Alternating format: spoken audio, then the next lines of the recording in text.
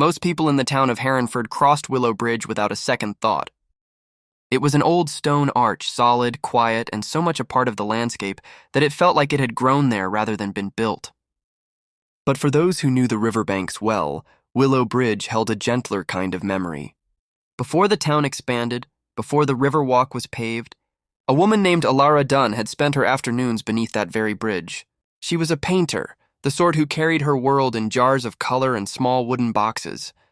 Alara loved the river's stillness, how the underside of the bridge turned sunlight into broken gold. Children would sometimes spot her sitting on a flat piece of driftwood, brush in hand, painting the reflections that rippled like living glass. Alara wasn't old, but she had the kind of eyes that made people think she had lived many lives already.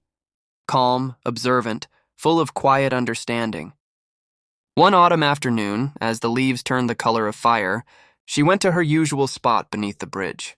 She was working on a painting she had been struggling with for weeks, a portrait of Herrenford as she believed it could be brighter, kinder, connected in ways people had long forgotten. She stayed later than usual, watching the light shift and fade into evening.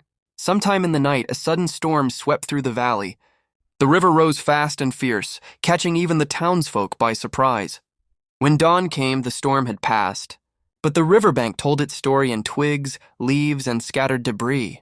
Alara's easel was found first, lodged against a tangle of roots. Her painting, miraculously untouched, was still clipped in place.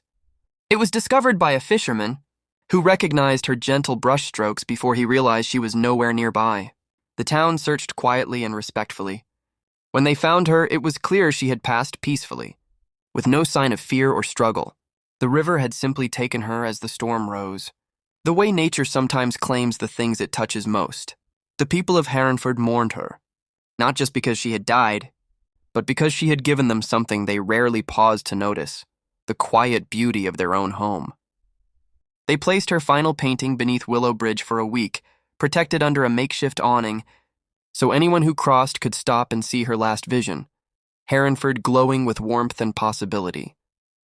Eventually, the painting was moved to the town's small library, where it still hangs.